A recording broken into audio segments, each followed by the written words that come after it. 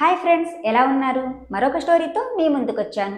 ఈరోజు నేను మీకు చెప్పే స్టోరీ ఏంటంటే అక్క తమ్ముడు పార్ట్ 4.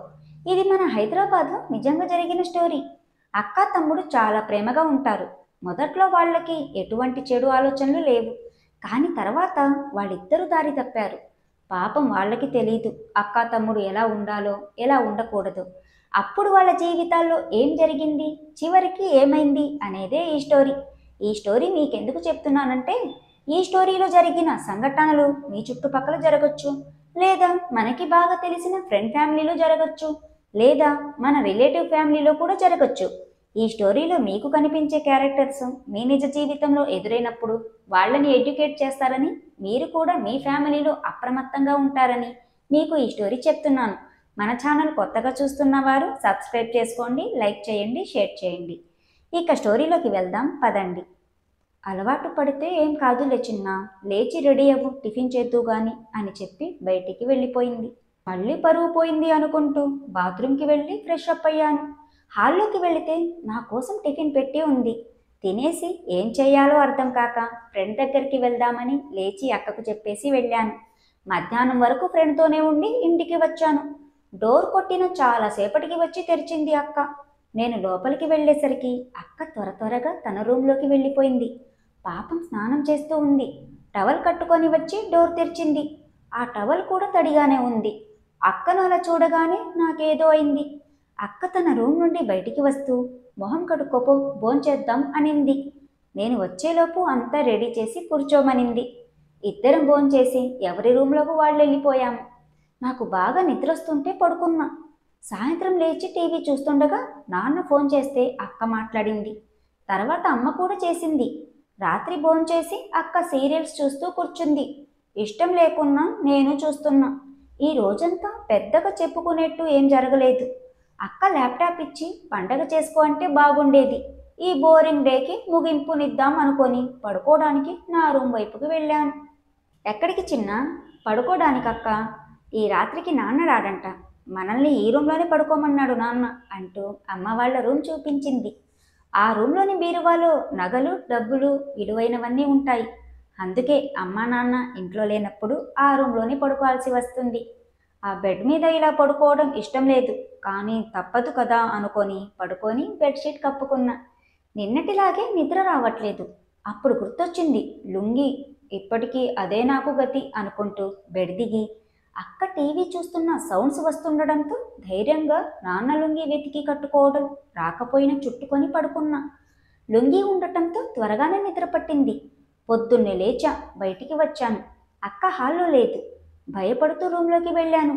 అక్కడ కూడా లేదు. కానీ బాత్రూంలో ఉన్నట్టు శబ్దం వస్తుంది. అక్క అంటూ అమాయకంగా అరిచాను. బాత్రూంలో ఉన్నా, ఏంటో చెప్పు అనింది.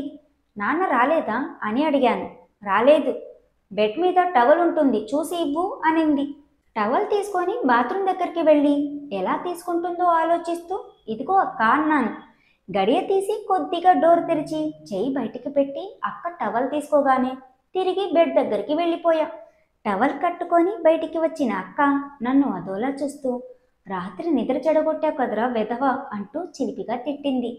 కోపంగా కథ తిట్టాల్సింది అనుకుంటూ నేనేం చేశానక్క దబాయించాను. ఏం చేశావో గుర్తులేదా అంటూ నా వైపు వీపు చేసి మంచం మీద కూర్చుంది. అంత చిలిపిగా అడిగితే గుర్తున్నా చెప్పను. ఏం గుర్తులేదు. కాళ్ళు చేతులు నా మీద వేస్తూ మొత్తం నా నైటీ మీద మరక చేశావు. నాన్న లుంగి కూడా వదలలేదు. బెడ్షీట్ కూడా తడిపేస్తావేమోనని నేనే పక్కన పెట్టేశా. అవి ఉతికి బాత్రూమ్ డోర్ మీద వేశాను. తీసుకొని పైన ఎండలో వేసి రాపో. అక్క ఆ మాట అనగానే తిరిగి బాత్రూమ్ దగ్గరికి వెళ్ళి నైటీ లుంగి తీసుకొని అక్క వైపు చూశా. అక్క నా వైపు చూసి వచ్చేటప్పుడు పైనుంచి ఆరిన బట్టలు తీసుకొనిరా. నేను అక్కడి నుండి బయటికి వచ్చేసి పైకి వెళ్ళి అక్క చెప్పిన పని చేసి ఆరిన బట్టలు కిందికి తీసుకొచ్చి అక్క బెడ్ పైన వేశాను. అక్క వెనక్కి తిరిగి ముందుకు వంగి వాటిలో ఏదో వెతుకుతుంది. అప్పుడు అక్క దొంగ చూపులతో నా వైపు చూస్తూనే ఉంది. అక్కకు కావాల్సిన నైటీ దొరకగానే సరిగ్గా కూర్చొని నా వైపు చూస్తూ ఇక చూసింది చాలు గాని వెళ్ళి స్నానం చేయిపో. నేను తలుపు తీసుకొని బయటికి వచ్చాను. కానీ నా మనసంతా అక్కడే ఉంది. ఏదో చూడాలని తహతహలాడుతుంది. కానీ బయటికి రాక తప్పలేదు. అయినా తిట్టకుండా వదిలేసినందుకు సంతోషపడాలి కానీ నా రూమ్లోకి వెళ్ళి స్నానం చేసి బయటికి వచ్చాను. అక్క కిచెన్లో ఉన్నట్లు సౌండ్ వస్తుంది. వేరే ఉతికిన షర్ట్ తొడుక్కొని హాల్లోకి వెళ్తూ కిచెన్లో చూశాను. అమ్మ ఉంది. అమ్మ ఎప్పుడొచ్చిందో అర్థం కాలేదు నాకు. స్నానం చేసే ముందు లేదు కదా, అయినా ఆదివారం కదా వస్తాననింది అనుకుంటూ కిచెన్లోకి వెళ్ళాను. దగ్గరికి వెళ్లే కొద్దీ అమ్మేనా అని అనుమానం స్టార్ట్ అయింది. నేను చూసేలోపే వెనక్కి తిరిగింది అక్క. నువ్వా? అమ్మనుకున్నా. చీర కట్టుకున్నోళ్ళంతా అమ్మేనా? చిలిపిగా అడిగింది. అది అమ్మ చీర, అందుకే. నేను అమ్మంత లావుగా ఉన్నానా? వెనుక నుండి అలాగే కనిపించావు.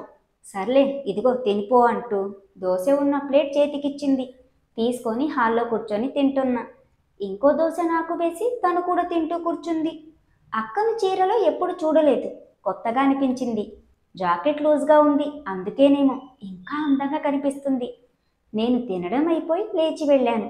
వాషర్లో ప్లేట్ పెట్టేసి వచ్చేసరికి అక్క కూడా లేచింది. కిచెన్ వైపు వెళ్తూ ధడేలని కింద పడింది. పాపం దెబ్బ తగిలినట్టుంది. వెళ్ళి చేయి పట్టుకొని లేపాను. లేచి కుంటుకుంటూ వెళ్ళి సోఫా మీద కూర్చుంది. ఆ చీర సరిగ్గా కట్టుకోలేదేమో, కాళ్ళ కిందకి వచ్చి పడింది. కింద పడినప్పుడు మొత్తం ఊడిపోయిన చీరను ఇంకో చేత్తో పట్టుకొని నానా అవస్థలు పడింది. హబ్బా అమ్మా అంటూ మొత్తుకుంటుంది. నేను అక్క పడేసిన ప్లేట్ తీసుకొని కిచెన్లో పడేసి వచ్చాను. దెబ్బ గట్టిగా తగిలిందా అక్క? అడిగాను జాలితో.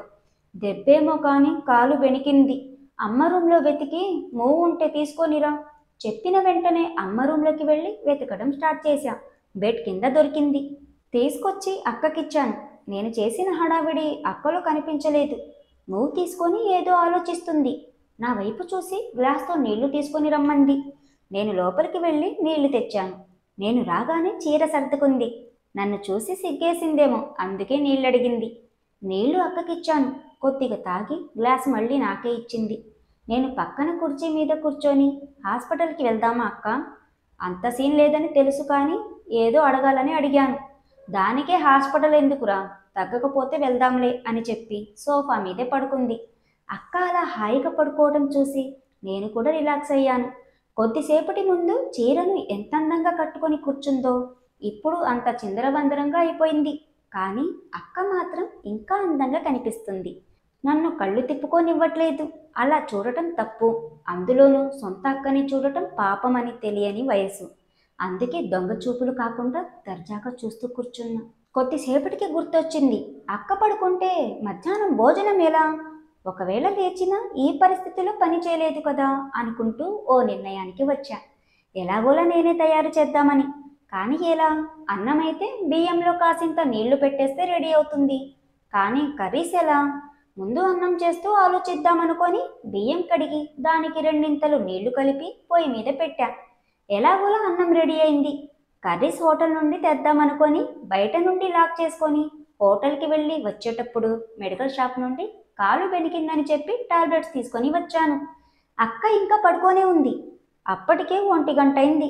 నిన్న రాత్రి నా వల్ల నిద్రలేదు కాబట్టి ఏమో గాఢ నిద్రలో అంతసేపు పడుకుంది. సోఫా ముందు ఒక కుర్చీ పెట్టి దాని మీద అన్నం, కర్రీస్, చేయి కడుక్కోవడానికి ఓ నీళ్ల బౌల్ పెట్టేసి అక్కని పిలిచాను.